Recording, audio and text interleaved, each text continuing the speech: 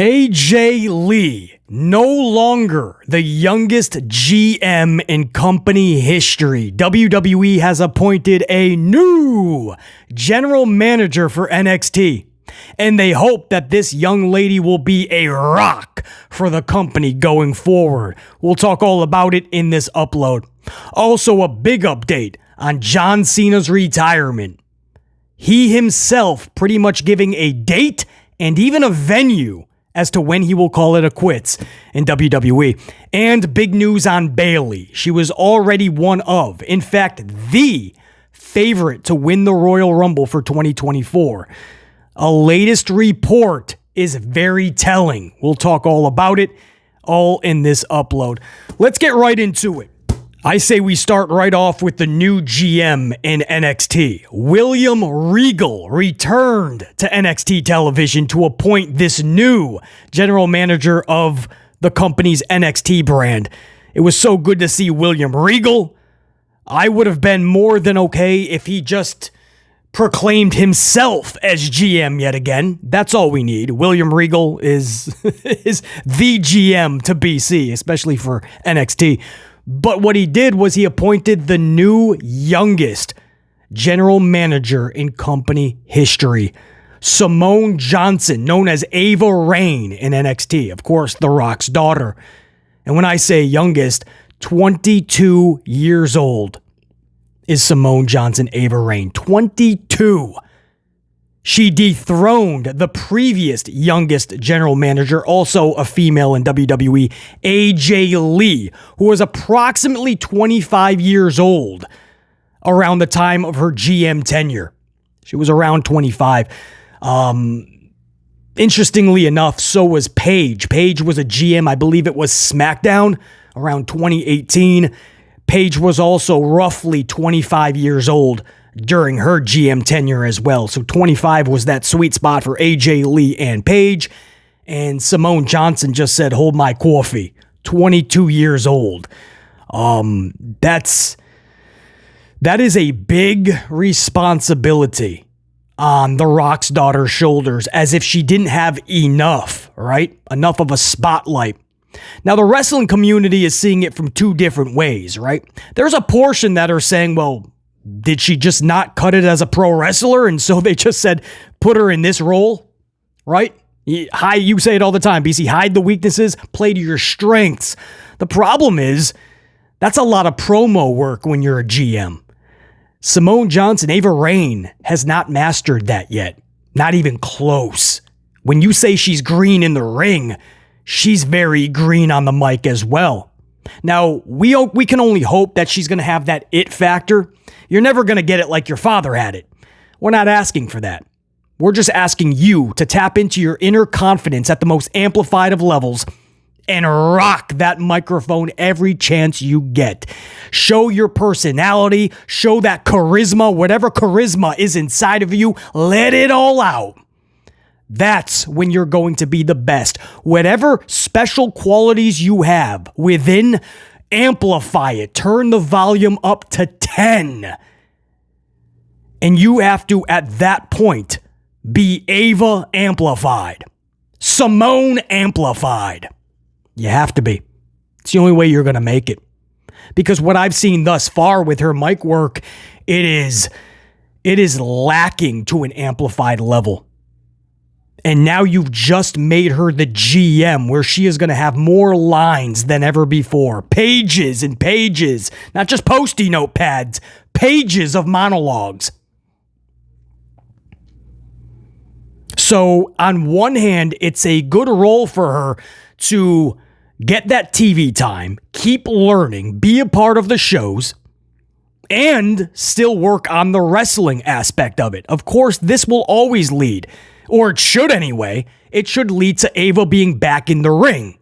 But at this point, they want her to concentrate in this area. Maybe they feel this is going to help her mic work. What I've seen, an honest critique, what I've seen thus far is she's rushing through these pages, right? They're giving her all this monologue, and she just wants to get through it, right? So she's going really fast, you know? Val, this upcoming Tuesday, you're going to take on Tiffany. It's going to be no holds barred. It's going to be a big match, and that's my decision, okay?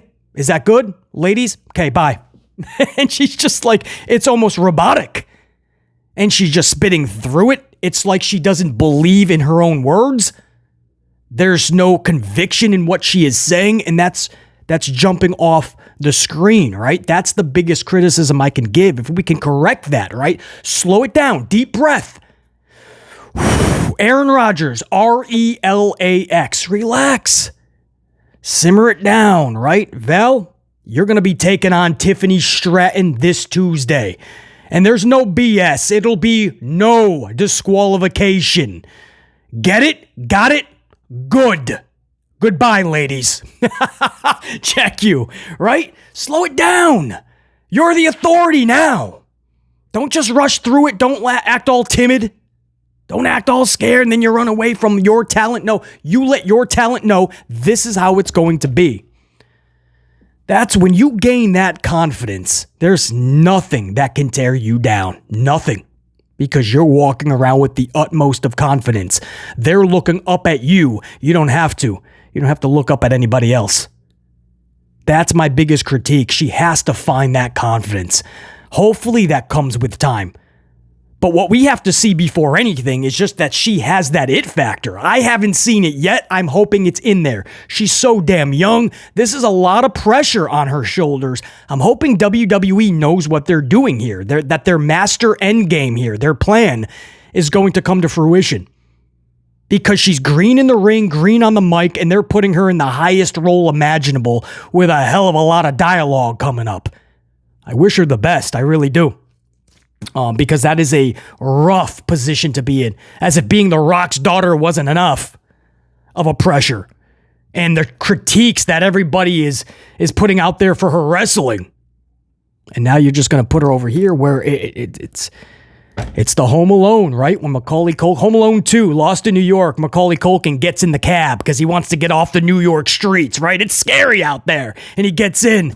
And I think he even says, whoa, it's scary out there. And the cab driver turns around looking like a bum on his last few days. It ain't much better in here, kid. And Macaulay jumps out of the cab, right? Well, you could put her just doing backstage segments and giving her monologues and put her on the mic. But is that better? Because she's lacking in both areas. So you have to pretty much pick your poison, right? Which is better? Which is the lesser of two evils? Put her in matches nonstop or giving her nonstop monologue? Both areas need severe improvement from Simone. Again, was it rushed to even put her on TV? No question. I was down with the decision, though. It's The Rock's daughter. She's always going to be looked at as such, unfortunately. Even if she carves out her own identity, which we're hoping, she's always going to be looked at as well as one of the biggest legends of all time, even outside the wrestling ring. Dwayne Johnson's daughter, man. It really is a pick your poison situation, right? Which is the lesser of two evils. You can keep throwing her in the ring and hoping for the best, hoping for that improvement, or you can just throw her as the GM with all of these backstage segments and all of this monologue to spit out and hope that her charisma and personality starts to shine. And that's what WWE has decided to do. And they're really throwing her to the wolves because there is so much improvement that needs to be had. So I really do hope it's all hands on deck, and it starts with Simone Johnson, Ava Raine. This is where she has to tap into that confidence, that inner charisma and personality. Let it all shine. This is the time, man. You can't just clamp up in this situation. Whenever that red light is on, you have to shine brighter than ever before. Let everybody know, yeah, you're The Rock's daughter, but you're also Ava motherfucking Raine.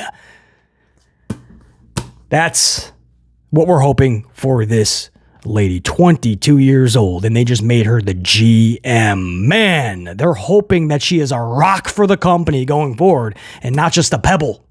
We hope her all the best, and congratulations, a big congratulations, yes, to Simone Johnson, Ava Raine. That is such a cool thing, and it was really cool to see William Regal again. I like William Regal as a GM, so I would have been more than okay if he just claimed himself as the GM, and then there wouldn't be a massive weight on Simone's shoulders. But they decided to go this way. And a big shout out and thank you to AJ Lee and Paige. AJ Lee and Paige, thank you for holding it down as Paige. AJ Lee was the former youngest GM.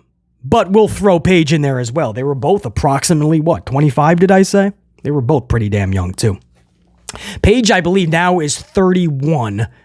And AJ Lee is roughly 36 now. So yeah, you're talking 11 years ago, right? Because AJ Lee was 2014. Was it 2014? 2014. So what was that? 10 or 11 years. So she was roughly 25, yeah. Anyway, wild to think, man. 22 years old, Simone Johnson, on the day that The Rock goes to the board of directors for TKO. And by the way, before we wrap this up, you hear nepotism a lot, right? Because The Rock just got the seat too, so he's back in WWE. He's pretty much leading that. He is one of the dozen or 13 now voices that are pretty much steering the direction of the company. He sits at the head of the table. He is on that board. And on the same day, Simone gets the GM position. So a lot of people more than ever are yelling nepotism. But while you can look at it and just be bitter about that, right? I'm more qualified. I should be doing that. How did this person get that job? It's because their uncle is in the company, right? Their brother. Damn it, their father got him that job, right? You hear it all the time. It's with any company, and they get the foot in the door because, yes, their loved one was successful, and they've earned the opportunity to get into the ear of the owner, and their loved one got the job. I know it sucks, but I choose, because I've never had those opportunities ever. To this day, I've never had an opportunity where the door's been open just a little bit for BC. I've always had to do everything the hard way. But I've never been bitter about that. When somebody catches a break and catches an easier way to a position, I've always sat back and applauded. Congratulations. If you truly have talent, you'll last. You'll stick around. If you don't, it'll be exposed pretty quickly. To Ava Raine, to Simone Johnson, with all these people calling her all these names and nepotism and this and that, I say, congratulations, Simone Johnson. Congratulations. I hope you rock this out, this whole GM thing. I hope you have an incredible career. And I really do. I hope that when we do reviews in the future, Raw, SmackDown, pay-per-views, I hope that when I'm critiquing the matches and the promos in your segments, that it's more praise than anything else. I really do. I don't look at this type of situation and go, oh, it's because she's The Rock's daughter. Yeah, it's The Rock. I'm beyond that, man. Of course she was going to get an easier way into the door. It's The Rock's daughter. It just makes sense to me. We're just hoping she has the talent on the mic, in that ring, to capture our attention with mannerisms, expressions, right? Every movement not wasted in that ring or backstage. That's what we're hoping for. Because if she doesn't bring any of that, doesn't matter whose daughter she is, it ain't gonna work. She ain't gonna last. She'll most likely have a job for life, but you won't be seeing her on TV often. So we hope the best for Simone Johnson, man. And there's always gonna be the backlash to this. But I'm hoping the best for her. I really am. Moving on. We spent a good amount of time on that, but that's a big story that's developing, and it was really good to see William Regal back. Let's move on to John Cena. What do you guys say? Pretty much confirming the date, I would even say. He wants it to be Mania. I'll give you his exact quote. But he's also named the venue that he hopes to have his last match be at. So check this out. This was an interview with Entertainment Tonight. And John Cena says, I'll give you the exact quote. First and foremost, let's just start off with where he hopes the last match in his WWE career will be. Because he was asked who he would like the opponent to be. He said, I really don't choose my opponents. I never did. That's way above my pay scale. So he said, I do know where the venue would be. I would hope that it's at the O2 Arena, London, UK. He just loves those fans, and that's the arena. And he always said he's trying to get a WrestleMania to the O2. And you got to believe that if that is able to happen, that's where John Cena is going to call it, because he's pretty much Babe Ruthing it right now. He's calling his shot, right? He's saying O2, London, UK, we get a WrestleMania there. That's where it would be a perfect bow. Put the ribbon, put the bow, stamp down the final match of his career. So that's very interesting. It wouldn't even be in the States. But he says, I made a promise to the consumer early on. Now, this is about how long he plans to wrestle, because he's been talking about retirement a lot lately. So he says, I made a promise to the consumer early on and to WWE fans, because I know how tough it is to be a fan. You got to come out of pocket, and WWE has a ton of content. It takes a lot to be a passionate fan, and our fan base is passionate and global. I never wanted to go out there just for the sake of going out there. And I'm going to be 47 this year. I feel great, so inside I feel great, but I know what it takes to be a WWE performer. Night in and night out, and I don't ever want to just go out there and do it just to do it. I want to have the passion, the same passion as the fan base, and I want to give them exactly what they give me. The miles on the speedometer, however, say that that's got to be done before 50. And he's not talking WrestleMania 50. So he's pretty much saying that 50 years old looks to be that pinpointed date. Now he's 46 now, so do the math. For the rest of 46, 47, 48, 49, and by 50. So 4 to 5 years, basically. Now, you remember what BC just said in a recent upload, right? All of this retirement talk, so everybody's like, BC, are you going to talk about Cena talking about retirement? Well, when I did, remember what I told you guys?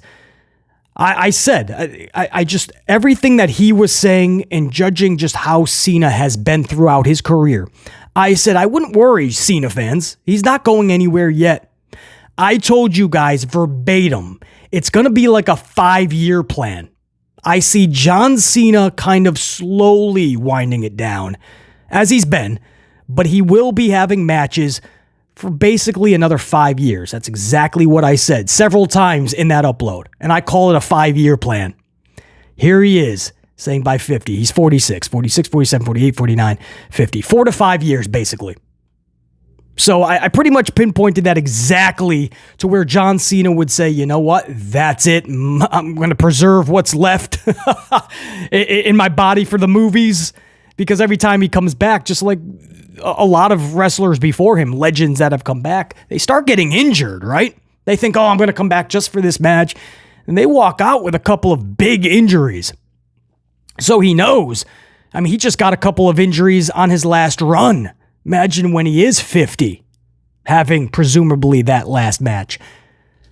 So he does say, the speedometer says that's got to be done by 50. And again, he said his ideal situation for retirement is to get a WrestleMania in London, the O2. That would be the ideal sitch. He goes on to say it's tough to juggle both Hollywood and WWE, because when you're filming, they won't let you do anything else because of insurance. So as long as the phone keeps ringing, and we've had some good opportunities here, I'll kind of preserve that for as long as I can, meaning keep going back to WWE. So that tells you he is on that 5-year plan to get to about 50 years old. So he says, as long as the phone keeps ringing, I'm not calling it a quits anytime soon, like this year or next year or even the year after. He says, but even coming back for these one-at-a-time things or short 3-month periods, it takes a toll more and more. And I've just had an incredibly fortunate run with my health. I feel great. I just want to continue to feel great. He says, I've never missed a year, and as long as I can perform, I don't intend to miss a year, meaning he's had at least one match throughout his entire 23-plus year career. So that's a lot. That's a lot to take in, obviously, but I wanted to give you guys his full verbatim, right? Every word via quote. just to kind of get you into the mindset of Jonathan Cena. And it's exactly what I've always gotten from this dude. When he started to talk about retirement a few weeks ago, I had to make those comments in that upload. I had to simmer everybody down. Hold up. He's not retiring this year in Philadelphia or even next year, guys. Cena's not that way. When I did all my research and I compiled all of the evidence that I had, factually, what I wanted to tell you guys is simmer it, because it's going to be a 5-year plan. And sure enough, here we are just a few days later, and he's pretty much confirming that. I'm going to stick around to about 50. He's 46 now. It's roughly a 5-year plan. So we're not going to see the end. Now, the big key here is when he comes back, you just got to make it relevant. You got to make it worth it. Guys, he hasn't had a singles victory on television since the Ice Age. Slight exaggeration. He comes back and he puts everybody over, whether it's an Austin Theory at WrestleMania of all places, and that failed miserably. They still pipe in boos for Austin Theory, so he's still not connecting with the crowd. To Solo Sikoa, he didn't just put him over, he let Solo annihilate him.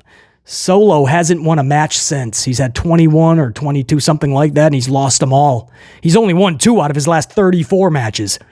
He just lost Friday night flat on his back looking up at the lights just so Randy Orton could look strong, knowing that Orton's not going to win the title at Rumble. So they just throw Solo in there just to be the gopher henchman to take the L for Roman time after time after time. It sucks. That's what I mean. Cena's putting all these dudes over, but it's not leading to anything. Taker did the ultimate job to Roman Reigns at WrestleMania. You guys remember that? It didn't do anything, right? The crowd reaction didn't change. We didn't want this dude on our TV. Roman Reigns needed to turn heel. Until that happens, he wasn't going to connect with the crowd. Even an Undertaker job. Undertaker did the ultimate job at WrestleMania for Roman, and nothing changed. Then finally he turns heel, and then business was picking up, right? Then people were whooping out their phones for Roman Reigns. But you got to be careful. And for John Cena, he's just coming back to put everybody over. You got to stop. Honestly, John Cena, from here on out, I would not have him losing at all until towards the end, when that 50 is approaching. Then you put 1 or 2 dudes over.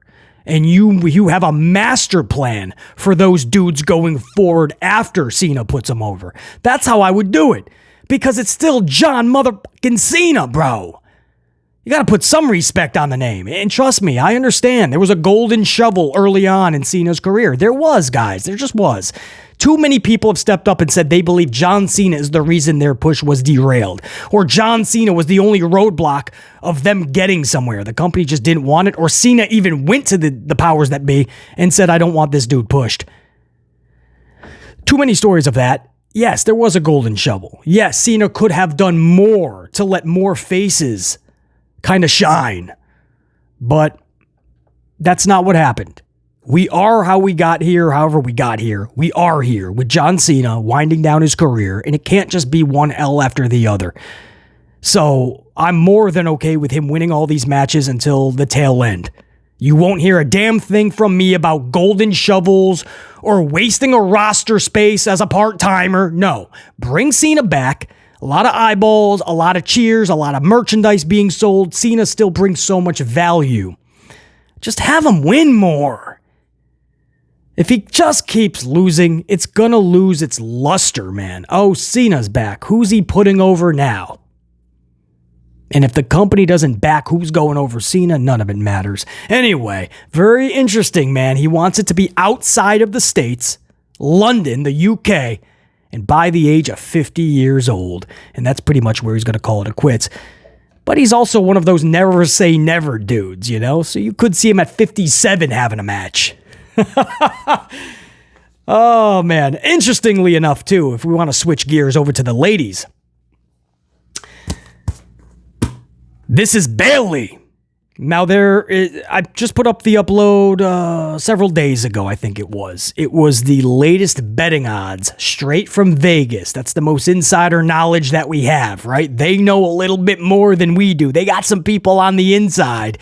And Bayley is the lead candidate to defeat 29 other females come the Royal Rumble this Saturday night. Bayley is the chosen one for the 2024 Rumble. I would love that, obviously. She has more than earned that. I hate to say deserved, but she has more than earned it. And the latest report we're getting, and I believe this was off of Sports Illustrated. Sports Illustrated is claiming, and I quote, "Her moment is approaching." This was off of the discussion that she was the odds-on betting favorite to win the Rumble. Her moment is approaching is all that we're hearing. So this goes in lockstep with everything we've been hearing. There is a big push about to happen for Bayley. That's why a lot of people are thinking maybe Sasha Banks does return, and as Damage Control is going to have this feud with Bayley, and there's a lot more of them. There's an Asuka, there's a Kari, there's a Dakota, and there's one Bayley. So if you had a Trinity Fatu and you had a Sasha Banks with you, that would greatly even up the odds, clearly. So a lot of people are thinking that's the perfect way to do such. But for Bayley, man, if you guys look at her track record, the last 50 matches, right? If you look at her last 50 matches, she's only won 5 of them. 5 of her this is Bayley, guys. This is one of the best female wrestlers in the world. Now, she's had some injuries, which has slowed her down a step or two lately, but it's still one of the best wrestlers. It's Bayley, guys. I mean, let's not forget what her and Sasha Banks were able to create on more than one occasion, and really changed the way a lot of people viewed women's wrestling, those Sasha and Bayley matches. 5 of her last 50. You would have to go back 4 months ago, early October, for her last singles victory, which was over Zelina Vega on a SmackDown. 4 months back to early October. A SmackDown victory singly over Zelina Vega. That's the last time she has ever tasted a W as a singles competitor. So to say that she's more than earned this, she has played her role, everything they've asked her to do, take one L after another. Kind of being this weird thing with Damage Control where I seriously don't think the company knows where they're going with this. They prolonged this kind of teasing of them breaking up, but the way that it's being done, you don't really know who's doing what. It hasn't been pulled off properly. But if they're going to have her win WrestleMania, and then she's like, I'm not going for Rhea. I'm going for your title, Io. And there's your big, Damage Control has already kind of been a little standoffish to Bayley anyway. So when Bayley says that, whoa, what did you just say? You don't have to go for my title. Well, no, you've all been assholes to me anyway. You know what? I think I'm going to go for that title. And there you go. And then it's on from there. You can bring back a Trinity Fatu, a Sasha Banks. You can even the odds. That could be a fun storyline for WrestleMania. Very fun storyline. And when I heard she was the odds-on betting favorite, I was all for it. When I hear these reports like this one, her moment is approaching. You got to believe that that's the Rumble. So I don't know if you guys were creatively booking the Rumble, which female would you have win? Would you bring back somebody as a surprise and have them win, right? I've heard people tell me they would bring back AJ Lee as a surprise and have her win. Obviously, I don't think too many of us would be opposed to that. But when you're talking about somebody who's earned it, I don't think there's many more deserving, as much as I hate that word, many more that have earned it other than Bayley. And with that, we have gone over our allotted time for this upload. So until next time, and there will be that next time, top guys, we are Albisi saying deuces ooses. Peace.